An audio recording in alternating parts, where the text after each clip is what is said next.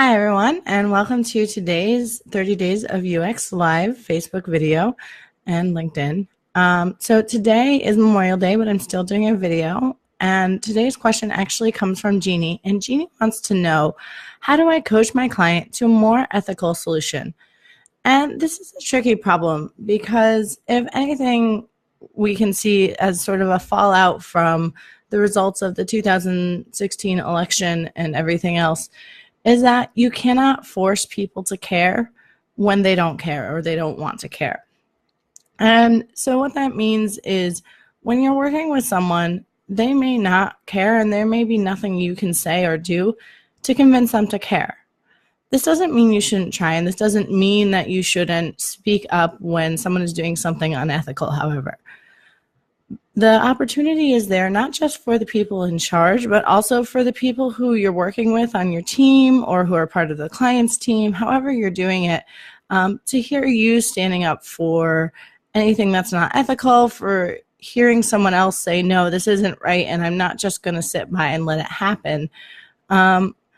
And honestly, you might even change your client's mind. And so what I would really recommend if you're thinking about this question, or if you have a client who's making ethically questionable decisions, is to just talk with them about it and see if maybe it was a misunderstanding.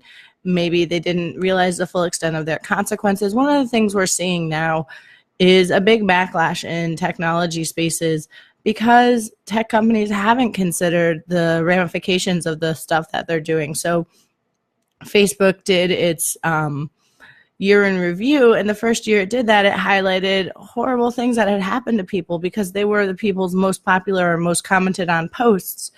And it never occurred to anyone at Facebook that, oh, maybe if someone had a popular post, it might not be positive and they might not want to see it pop up on their newsfeed without any warning. And that can be a real struggle. At this point, honestly, if companies aren't thinking about this, they should be. And so you should be speaking up right away and just saying, hey, this isn't ethical and here's why. If it's the case that you're working with someone who just didn't understand or hadn't thought about it because maybe they've never had to, or maybe it doesn't apply to them, you can help them to a certain extent. But if they are not doing the work themselves and they are relying on you solely to do all the work, so, hey, can you figure that out for me? Hey, can you tell me if I'm doing this wrong?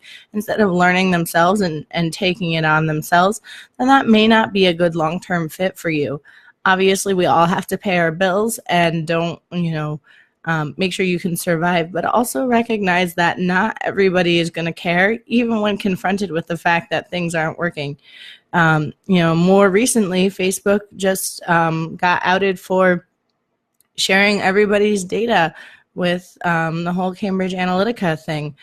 And they've been doing that for a long time. And even with the year in review and with the call to be more ethical and think about the consequences of our decisions and the way we use people's data and support people with technology, Facebook still hasn't made the choice to pursue that in every avenue. And so at a certain point, it becomes less about Facebook not knowing and Facebook choosing to not care. And that's a real challenge in a lot of spaces, especially in technology. But I guarantee you there are companies out there that do care and that want to do better. Slack is one that is trying to do better. I know Pinterest has recently introduced some filters so that it's not all white women all the time when you search for beauty images. There's some companies that are trying to do better and to be more ethical. And so you can find those companies and talk to them, and they'll want people like you because they want to do more ethical things. And so they want teams that are doing more ethical things. And so when you're working in UX and in design, it's important to remember that we do have a choice. You're never forced to stay somewhere forever. You can stay there as long as you need to find a new job or to find something else that's going to work, but you don't have to stay there indefinitely. And while you're there, you can speak up. It may not go the way you want and you may not get listened to, but you have an opportunity.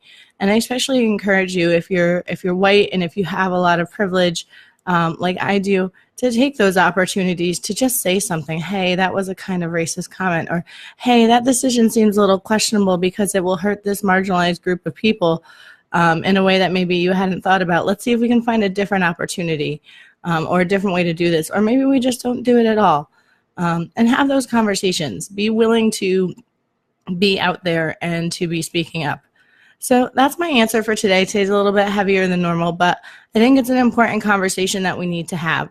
If you have a question for me, or if you would like to know something, you can email me at hello@pixelsforhumans.com, or you can leave a comment here and tell me about the question that you have that you'd love for me to answer. I'll be back again tomorrow to answer another question for you in this 30 days of UX. Thanks, everyone. Bye.